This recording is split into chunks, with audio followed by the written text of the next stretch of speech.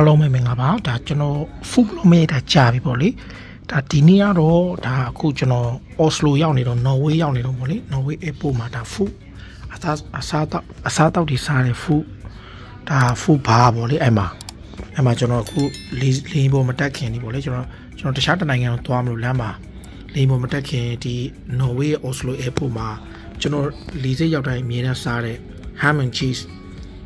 ဆိုထုံးစံတိုင်းပေါ့လေဒါ croissant ကို cheese နဲ့ ham နဲ့ရောထားတာအိမ်မှာလုပ်စားလိုက်ရတယ်ဘာမှတော့မခက်ဘူးအဲ့ဒါဒီ orange juice တစ်ခုရယ် ပြီးတော့ဒီ yogurt လေးတစ်ခုရယ်ပြီးတော့ ham and cheese နှစ်ခုရယ်အဲ့ဒါစားတာပေါ့လေပြီးတော့ကျွန်တော်ရေတဘူးပါသေးတယ်ရေတဘူးပါတယ်ကျွန်တော်တင်ငယ်ချင်းကသူက chicken caesar ဆိုပြီးတစ်ခုစားတယ်အဲ့ဒါကိုကျွန်တော် Norway ငွေ915ဆို Norway ငွေ915ဘယ်လောက်ကျလဲတခြားမသိဘူးဒါပေမဲ့ဒါကတော့အခု ham and cheese ဒီဘက်မှာကြည့်လိုက်ဒီဘက်မှာတော့ကျွန်တော်လင်းစောင့်နေတာဒီဘက်မှာလည်းကျွန်တော်ဒီမှာတခြား flight တွေကိုကျွန်တော်ကြည့်နေတယ်ဒါသူတို့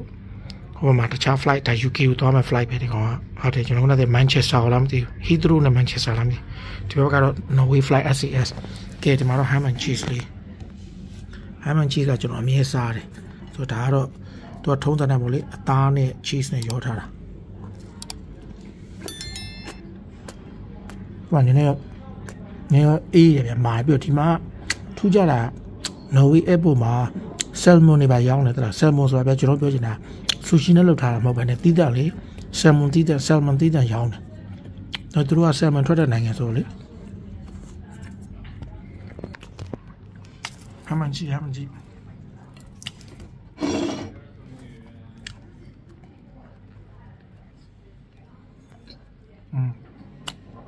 နဲတော့မာ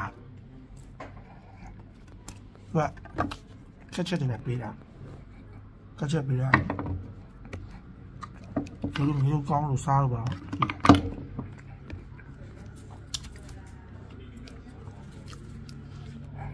နော်ဝေးငွေဟိုကြာတာပေါ့လေ900ကျော်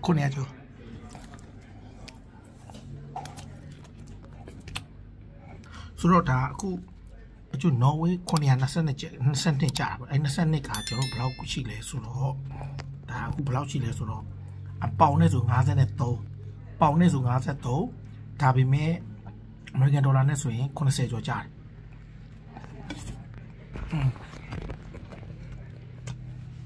ထုံးတယ်ကျွန်တော်ရဲ့8ခီးတော့8 power charger ဒါတော့အခုလို့တယ်ဆိုတော့American dollar 80နီးပါးတော့80ကျော်ကျတာပေါ့လေဒီကတပူပြီးတော့ရေတပူပါတယ်ကြောတဲ့ချင်းအဲ့လို chicken caesar လား noodle caesar လားမသိ noodle နဲ့ကြက်သားနဲ့ရောထားတာကျွန်တော်ဒီ sandwich နှစ်ခုနဲ့ဒါအဲ့ဒါဟိုကကျတာ$83လေးစိတ်တော့လေးစိတ်သေးပေးရတာပေါ့လေ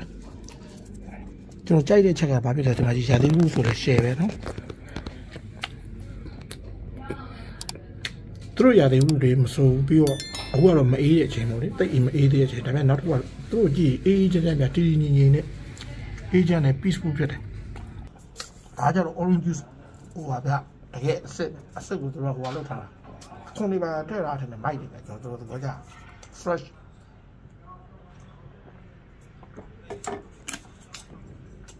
ဘာပြောမှမရှိဘူးတယ်ဗျ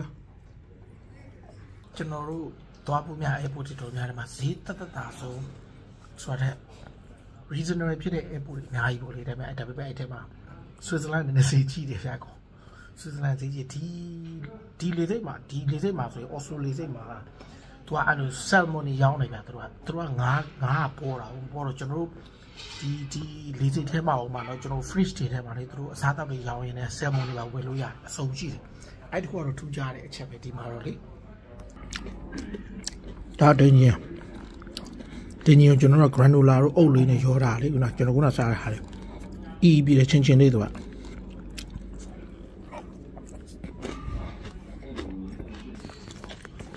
ကျွန်တော်ဒီမှာကြိုက်တဲ့ချက်ကတန်ရှင်းတယ်၊quiet ဖြစ်တယ်အတန်အော်ကြွယ်မပြောလို့မရအောင်အတန်နည်းနည်းကြတယ်ကျွန်တော်တို့ဟိုကြည့်နေဗျ ပြီးတော့မစိုးဘူးရတာလည်းကောင်းတယ်ဈေးလေးကတော့နည်းနည်း reasonable ထက်နည်းနည်းဈေးကြည့်တာပေါ့လေကျန်တာတော့မစိုးအောင်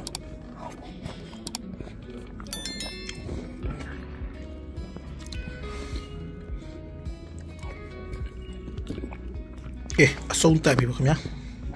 share ပဲ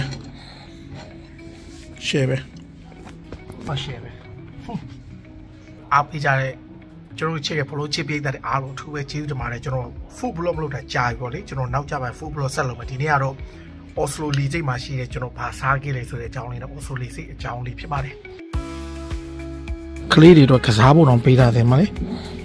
chef နဲ့တလားကစားလို့ရကဲအားကြီးပဲဒီမှာဒါအခု Oslo airport ပေါ့လေ Oslo airport မှာ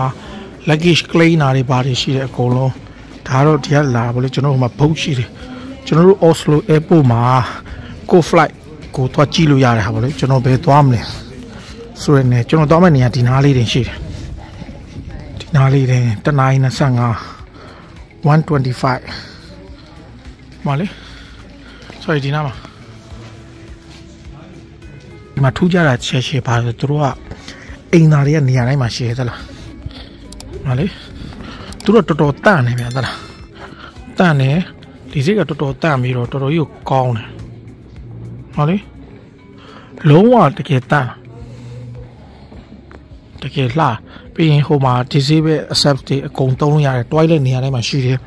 ဒီကောင်တော်တော် quality ကောင်းတယ်နည်းနည်းတော့ကျင်းတယ်ဒါပေမဲ့တော်တော်မိုက်တယ်ဗျာ easy shopping ပါညာဆိုတော့ဘလို့ food blog ကိုကြည့်ရှုအားပေးကြတဲ့ချစ်ပြုံးချစ်ပေးတဲ့အားလုံးအထူးပဲကျေးဇူးတင်ပါတယ်